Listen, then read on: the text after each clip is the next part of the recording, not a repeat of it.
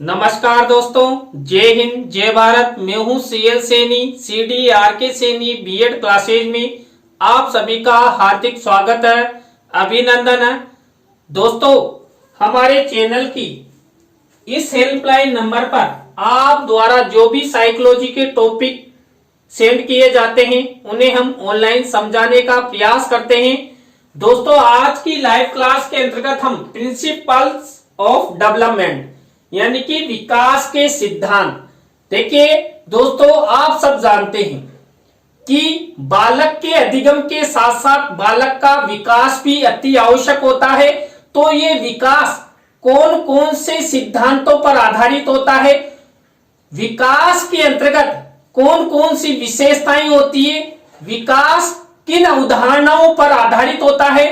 तो दोस्तों, आप सब बने रहें हमारे साथ, हमारे इस चैनल के साथ। और दोस्तों, यदि आप हमारे इस चैनल पर पहली बार आए हैं तो हमारे इस चैनल को सब्सक्राइब करें और पास ही बने बेल आइकन के बटन को जरूर दबावें, जिससे हमारे द्वारा जब भी कोई न्यू लाइव क्लास चलाई जाती है तो उनके नोटिफिकेशन आपको मिल सके और आप अच्छा अधिगम करते हुए परीक्षा की अच्छी तैयारी कर सको। दोस्तों, यहाँ पर जो डेवलपमेंट्स है यानी कि विकास है, इसका पहला सिद्धांत, पहली विशेषता, पहली अवधारणा मानी जाती है, विकास एक निरंतर प्रक्रिया है। यदि हम शारीरिक विकास पर ध्यान दें तो यह गर्भकालीन अवस्था से प्रारंभ होकर परिपक्वता तक निरंतर चलता रहता है। यह अलग बात है कि कभी इसकी गति धीमी व तीव्र हो जाती है, किंतु विकास के अंतर्गत निरंतर होने वाले परिवर्तन गुणात्मक और मात्रात्मक होते हैं। दोस्तों, आप सब जानते हैं, जब बालक भ्रूण अवस्था में रहता है, उस भ्रूण अवस्था से ही बालक का विकास प्रारंभ हो जाता है।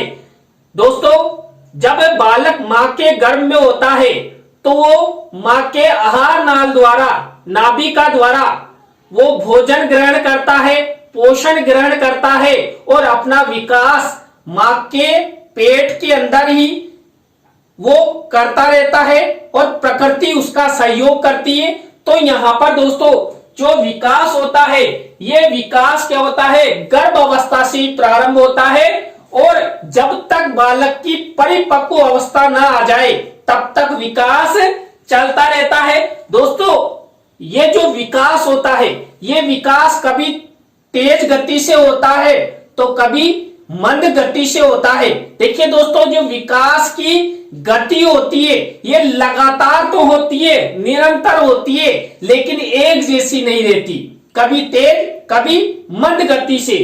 तो यहाँ पर जो बालक में विकास होते हैं, ये विकास क्या होते हैं, गुणात्मक और मात्रात्मक दृष्टि से हमें दिखाई देते हैं। दोस्तों, जो बालकों में विकास होता है उसको हम तोल नहीं सकते, लेकिन देख सकते हैं कि बालक में क्या विकास हो रहा है, क्या भावनात्मक या आध्यात्मिक ज्ञान विकसित हो रहा है, बालक क्या अधिगम कर रहा है, बालक अपने लक्ष्यों की ओर आगे जा रहा है या नहीं जा रहा है, बालक में संज्ञानात्मक विकास हुआ है कि नहीं हुआ है। तो यहाँ पर जो बालक का विकास होता है ये निरंतर प्रक्रिया के अंतर्गत चलता रहता है। तो दोस्तों, यह विकास का पहला सिद्धांत मान लीजिए या अवधारणा मान लीजिए या पहली विशेषता मान लीजिए। इसी तरह दोस्तों, दूसरे नंबर का विकास का सिद्धांत, अवधारणा या विशेषता है आरंभिक विकास महत्वपूर्ण है।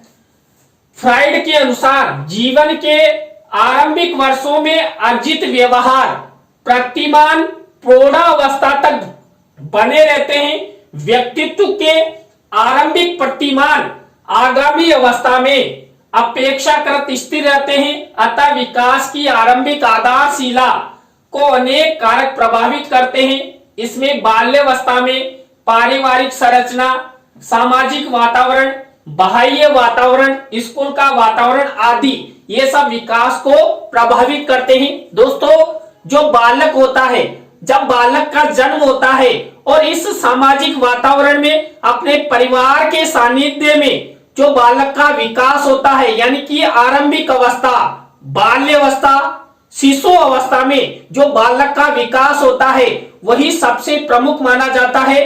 देखिए, बालक के बाल्यकाल में बालक पर जितना अच्छा ध्यान दिया जाएगा, उसके पालन पोषण से लेकर उसके संज्ञानात्मक विकास पर विशेष ध्यान दिया जाएगा, तो बालक आगे अपने लक्ष्यों की ओर, अच्छे अधिगम की ओर आगे जाएगा, वो अपने जीवन में अच्छी प्रगति करेगा। तो यहां पर दोस्तों जो फ्राइड है, इस फ्राइड महोदय ने भी जो बालकों का जो प्रारंभिक विकास है, अर्थात जो बाल्यावस्था में बालकों के सामने जो प्रतिमान उपस्थित होते हैं और उन प्रतिमानों का अधिगम करते हुए जो बालक का विकास होता है, उसको यहाँ पर प्रमुख स्थान दिया गया है। तो यहाँ पर जो बालक का जो प्रारंभिक विकास होता है, इसको एक आधार स्तंभ भी माना गया है। कि कई बार हम कहते हैं ना कि पूत के पग पालने में दिख जाते हैं, तो दोस्तों यहाँ पर बालक का विकास प्रारंभिक अवस्था में ही दिखाई देने लग जाता है कि बालक में कितना संज्ञानात्मक विकास हो रहा है, बालक किस दिशा में जाएगा, ये सब विकास बालक के प्रारंभिक अवस्था में दिखाई देने लग जाते हैं। तो ये दूसरे नंबर का सिद्धांत, अवधारणा या विशेषता हुई। इसी तरह दोस्तों थर्ड नंबर की विशेषता या अवधारणा या सिद्धांत है, विकास का निश्चित प्रतिरूप होता है। दोस्तों जो प्रत्येक जाति या वर्ग, चाहे मानव अथवा पशु के विकास का प्रतिमान होता है, जो उस वर्ग के लिए सामान्य होता है। सभी सामान्य बच्चों में कोई खास गुण एक अवस्था में उत्पन्न होते हैं, अतः माता पिता उन गुणों अथवा लक्षणों के विषय में पूर्व कथन कर सकते हैं। इस पूर्व ज्ञान के आधार पर बालकों की पढ़ाई की भावी योजना अलग अवस्था की तैयारी की दृष्टि से महत्वपूर्ण होती है। जैसे पहले बालक के अगले दांत निकलते हैं और बाद में पिछले, इसी प्रकार पहले वो खड़ा होता है और बाद में चलना सीखता है। दोस्तों जो बालक होता है और जो बालक का विकास होता है, तो बालक अपनी प्रारंभिक अवस्था में क्या करता है, सबसे पहले वो रेंगना सीखता है। रेंगने के बाद वो बैठा रहना सीखता है और बैठा रहने के बाद वो खड़ा होना सीखता है और खड़ा होने के बाद क्या करता है, वो चलना सीखता है। तो बालकों का जो विकास होता है एक प्रतिरूप में, एक क्रमिक अवस्था के अनुसार होता है। और यहाँ पर देखिए एक और उदाहरण बताया है कि जब बालक बाल्यावस्था में रहता है या शिशु अवस्था में रहता है, तो सबसे पहले बालक के आगे के 2 दांत निकलते हैं और धीरे धीरे फिर पिछले दांत निकलते हैं। देखिए आप सर्च करना, सबसे पहले बच्चे के 2 दांत ही निकलते हैं। तो यहाँ पर जो बालक है, इस बालक का विकास निश्चित प्रतिरूप के रूप में होता है। दोस्तों आप सब जानते हैं मानव की संतानें मानव जैसी ही उत्पन्न होती है और जानवरों की संतानें जानवर जैसी ही उत्पन्न होती है। तो यहाँ पर ये प्रतिरूप का सिद्धांत प्रत्येक मानव के लिए, प्रत्येक जंतु जगत के लिए एक प्रतिरूप निर्धारित करता है। देखिए आपने कभी देखा है कि मानव के जानवर का जैसा बच्चा पैदा होगा? नहीं ना, नाम मात्र हो सकता है। और कभी आपने देखा है कि जानवर के मानव पैदा हो गया, यानी लड़का या लड़की पैदा हो गई? नहीं ना। तो हमेशा जो बालक का विकास होता है एक प्रतिरूप अवस्था में होता है और वो अपना विकास इसी प्रतिरूप अवस्था में आगे बढ़ाता रहता है। इसी तरह दोस्तों फोर्थ नंबर का विकास का सिद्धांत है या अवधारणा या विशेषता है, विकास के विभिन्न रूप आपस में संबंधित होते हैं। विभिन्न क्षेत्रों में होने वाले विकास आपस में संबंध होते हैं। जिस बच्चे में शारीरिक क्रियाएं जल्दी विकसित होती है, उनमें अन्य विकास जैसे सामाजिकता है, नैतिकता है, मानसिक विकास भी शीघ्र प्रारंभ होते हैं। इस तरह इसका आपस में गहरा संबंध होता है। दोस्तों जो बालक होता है और जब बालक का विकास होता है, तो बालक के विकास में जो भी क्षेत्रों में बालक का विकास हो रहा है, ये आपस में संबंध होते हैं। मान लीजिए दोस्तों किसी बालक का तेज गति से विकास हो रहा है, अर्थात वो बाल्यावस्था में ही बोलने में दक्ष हो रहा है, या चलने में दक्ष हो रहा है तो उसके साथ साथ जो अन्य विकास है जैसे सामाजिकता है या भाषा का विकास है या अन्य कई विकास वो शीघ्र गति से होंगे। इसलिए यहाँ पर बालक के जीवन में जो विकास होते हैं वो आपस में सहसंबंधित होते हैं। इसी तरह दोस्तों 5वें नंबर का विकास का सिद्धांत है। यहाँ पर विकास एक निश्चित क्रम में होता है। शारीरिक क्रियाओं के विकास के क्रम में 2 निश्चित क्रमों का पालन होता है। देखिए जो विकास एक निश्चित क्रम में होता है इसमें 2 निश्चित क्रियाएं होती है। इसमें पहली निश्चित क्रिया है मस्ताधोमुखी क्रम।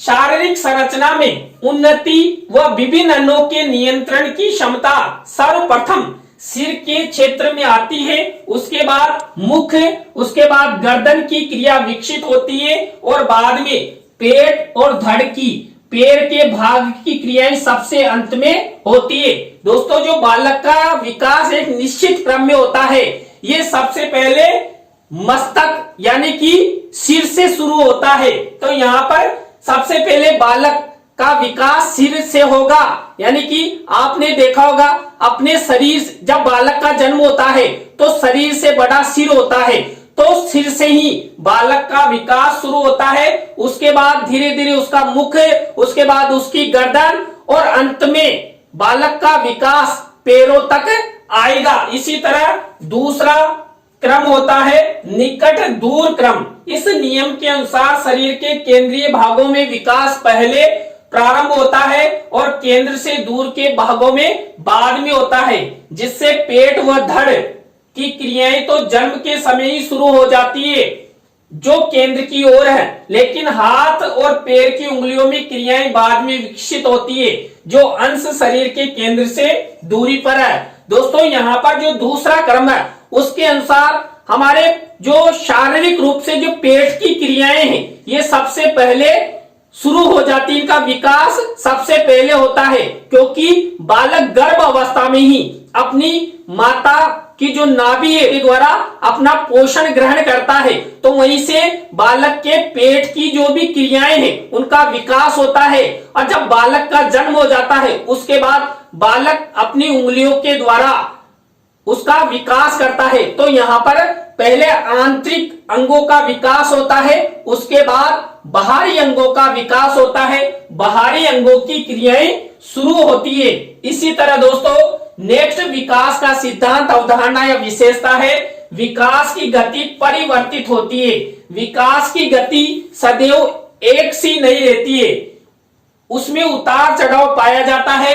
अधिकतर बच्चे किसी नई क्रिया को सीखते सीखते किसी पिछली या पहली की क्रिया को दोहराने का प्रयास करते हैं। अतः विकास की गति में तीव्रता व मंदता स्वाभाविक है। जब यह किसी नई क्रिया को दोहराते हैं तब तक नई क्रियाओं के लिए पेशीय एवं स्नायु तत्परता वांछित मात्रा में विकसित हो जाती है। दोस्तों जो बालक होते हैं बालकों का विकास यहाँ पर क्या होता है, कभी तेज गति से होता है तो कभी मंद गति से होता है। तो बालक के जीवन में जो विकास है वो एक जैसा नहीं रहता। देखिए बालक जब नया अधिगम करता है अर्थात बालक में नया विकास होता है तो मंद गति से होगा और फिर धीरे धीरे उसका अभ्यास हो जाएगा तो वो तेज गति से उसका विकास होगा। तो यहाँ पर इस सिद्धांत के अनुसार बालक का विकास एक सा नहीं रहता, कभी वो तेज गति से होता है तो कभी मंद गति से होता है और ये बालक की जो पेशीय ग्रंथियां हैं उन पर आधारित होता है। इसी तरह दोस्तों नेक्स्ट विकास का सिद्धांत अवधारणा या विशेषता है विकास में व्यक्तिगत भिन्नताएं होती है। व्यक्तिगत भिन्नताओं से तात्पर्य की विकास प्रतिमानों के समान होती है भी विभिन्न बालकों के विकास में व्यक्तिगत भिन्नता लक्षित होती है। विकास में व्यक्तिगत भिन्नताएं कई कारणों से अभिव्यक्त होती है। यह कारक स्वास्थ्य, आनुवांशिक, शिक्षण, वातावरण आदि से संबंधित होते हैं। दोस्तों यहाँ पर जब बालक का विकास होता है तो बालकों के विकास में भिन्नताएं होती है। अलग अलग बालक का विकास अलग अलग तरीके से होता है। अब यहाँ पर जब बालक के विकास में विभिन्नताएं पाई जाती है, तो विभिन्नताएं उनके स्वास्थ्य से रिलेटेड भी हो सकती है। मान लीजिए बालक का स्वास्थ्य ठीक नहीं रहता है, तो जो आपस में बालक होते हैं उनका विकास अलग अलग तरीके से होगा। कभी उनका विकास तेज गति से होगा तो कभी मंद गति से। अब जिस बालक का स्वास्थ्य ठीक नहीं है तो उसका विकास मंद गति से होगा। बालक के जीवन में आनुवांशिकता का प्रभाव भी दिखाई देता है। तो बालक में जैसे आनुवांशिक गुण होंगे वैसे ही बालक का विकास होगा। दोस्तों, आपने कई बार देखा है कि कई परिवारों में जो पूरे परिवारजन होते हैं ये हष्ट पुष्ट रहते हैं, बलशाली रहते हैं और उनका अच्छी तरह से संज्ञानात्मक विकास हो जाता है। तो यहाँ पर आनुवांशिकता का प्रभाव उनमें दिखाई देता है, इसलिए पूरे परिवार के जनी हष्ट पुष्ट और अच्छे विकास युक्त होते हैं। इसी तरह दोस्तों, जिस बालक को जैसा शिक्षण वातावरण मिलेगा बालक का विकास भी वैसा ही होगा। इसलिए यहाँ पर स्वास्थ्य, अनुवांशिक और शिक्षण वातावरण जो बालक होते हैं बालकों के व्यक्तिगत विकास में पूर्णतः ये प्रभावित करने वाले कारक है। इसी तरह दोस्तों यहाँ पर नेक्स्ट विकास का सिद्धांत, अवधारणा या विशेषता है। विकास की प्रत्येक अवस्था अपनी प्रमुख विशेषताएं रखती है। यदि बालकों का अध्ययन किया जाए तो यह तथ्य सामने आते हैं कि हर अवस्था अलग अलग विकास के लिए प्रतिबद्ध है। जैसे बचपन अवस्था शारीरिक विकास के लिए प्रसिद्ध है। बाल्यावस्था में बालक वातावरण से समायोजन में व्यस्त रहता है। किशोर अवस्था में सामाजिक समायोजन, भावनाओं तथा वासनाओं का बाहुल्य होता है। अलग अलग अवस्था में विशेष गुणों के कारण एक अवस्था दूसरी अवस्था से भिन्न मानी जाती है। दोस्तों, जो बालक का विकास होता है ये अवस्थाओं के अनुसार होता है। जब बालक शिशु अवस्था में रहता है तो शिशु अवस्था में बालक का विकास अलग तरीके से होगा। जब बालक बाल्यावस्था में आ जाएगा और इस सामाजिक वातावरण को समझने लगेगा तो बालक का विकास अलग तरीके से होगा। और जब बालक किशोर अवस्था में चले जाएगा तो बालक का विकास अलग तरीके से होगा। और किशोर अवस्था में जो बालक पहुंचता है तो बालक में तेज गति से विकास होता है, अनेक परिवर्तन होते हैं। और दोस्तों, आप सब जानते हैं किशोर अवस्था तनाव, तूफान और संघर्ष की अवस्था है। इस अवस्था में विपरीत लिंगी के प्रति आकर्षण बढ़ता है, यानी कि लड़का क्या करता है, लड़का लड़की की तरफ आकर्षित होता है और लड़की लड़के की तरफ आकर्षित होते हैं और दोनों में काम भावना जागृत होती है और दोनों ये चाहते हैं कि मेरे अंदर मेरे जो आंतरिक अंग है उनका विकास हो चुका है और मैं अपनी शारीरिक संतुष्टि करने हेतु जो भी काम वासना जागृत हुई है उसकी प्राप्ति कर सकूं। तो किशोर अवस्था बहुत ही खतरनाक मानी जाती है। इस अवस्था में चाहे परिवारजनों या विद्यालय के शिक्षक हो, उन्हें विशेष रूप से ऐसे किशोर अवस्था में आने वाले बालक बालिकाओं पर विशेष ध्यान देना चाहिए और उनके विकास पर विशेष ध्यान देते हुए उन्हें सही दिशा निर्देश देना चाहिए और आगे बढ़ाने का प्रयास करना चाहिए। इसी तरह दोस्तों, नेक्स्ट विकास का सिद्धांत, विशेषता या अवधारणा है। विकास परिपक्वता और अधिगम का परिणाम है। बालकों के शरीर के भीतर स्वतंत्र रूप से एक ऐसी प्रक्रिया चलती है जिसके कारण उसके शारीरिक अवयव परिपक्व हो जाते हैं।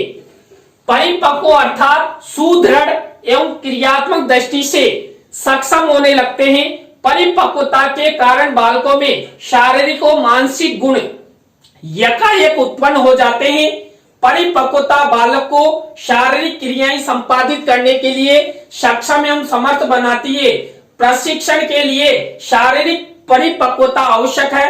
जब परिपक्वता आ जाती है तब विभिन्न क्रियाओं, व्यवहार और क्षमताओं का विकास सीखने पर निर्भर करता है। संपूर्ण विकास के लिए परिपक्वता और सीखने की अंतरक्रिया आवश्यक है। दोस्तों, जो बालक होते हैं इन बालकों पर परिपक्वता और अधिगम का प्रभाव सबसे अधिक होता है।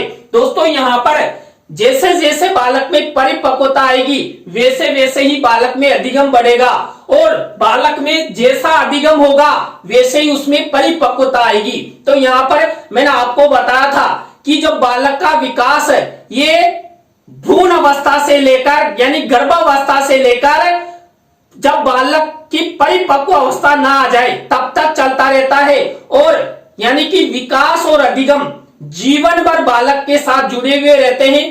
तो विकास कभी तेज गति से होता है तो कभी मंद गति से, इसी तरह अधिगम भी कभी तेज गति से होता है तो कभी मंद गति से। तो यहाँ पर अधिगम और विकास का आपस में संबंध होता है और ये बालक में ऐसे कई गुण विकसित करते हैं। कभी अधिगम द्वारा बालक में विकास होता है तो कभी क्या होता है, विकास द्वारा अधिगम होता है। तो यहाँ पर बालकों में विशेष प्रकार का प्रशिक्षण दिया जाता है। ये प्रशिक्षण परिवारजनों द्वारा या विद्यालय के शिक्षकों द्वारा किया जाता है और वहां पर बालकों का विकास होता है और बालक सीखते हुए परिपक्वता की ओर जाते हैं। इसी तरह दोस्तों यहाँ पर नेक्स्ट विकास का सिद्धांत, अवधारणा या विशेषता है, विकास सामान्य से विशिष्ट की ओर होता है। विकास की सभी क्रियाएं चाहे शारीरिक हो अथवा मानसिक, बालक की सभी प्रतिक्रियाएं पहले सामान्य होती है और बाद में विशेष। अतः जन्म से पूर्व तथा जन्म के बाद बालक की सभी क्रियाओं में सामान्य से विशेष का नियम लागू होता है।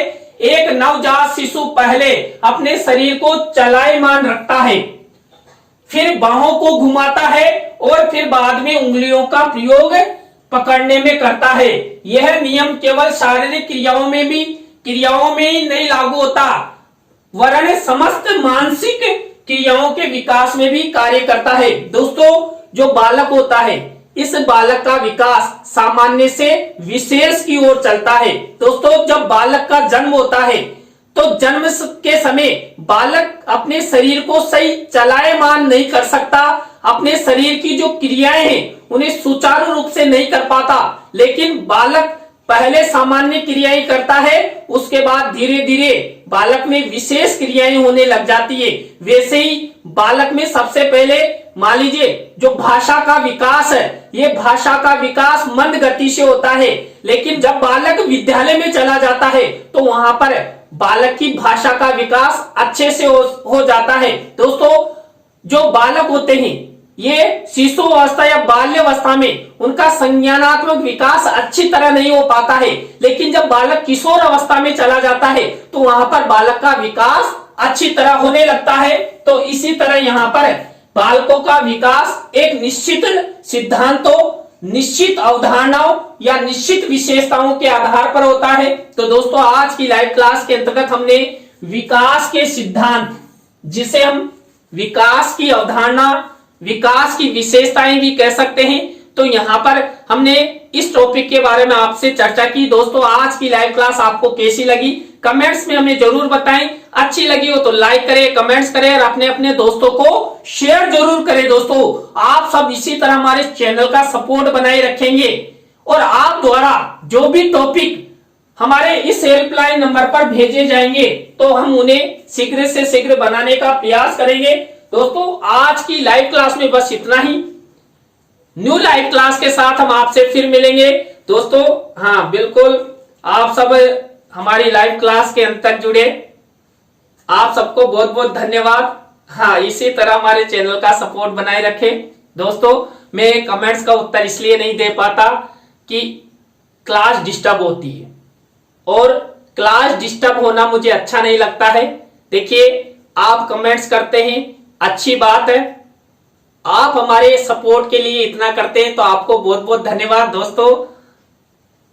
Thank you. जय हिंद, जय भारत, राम राम साहब।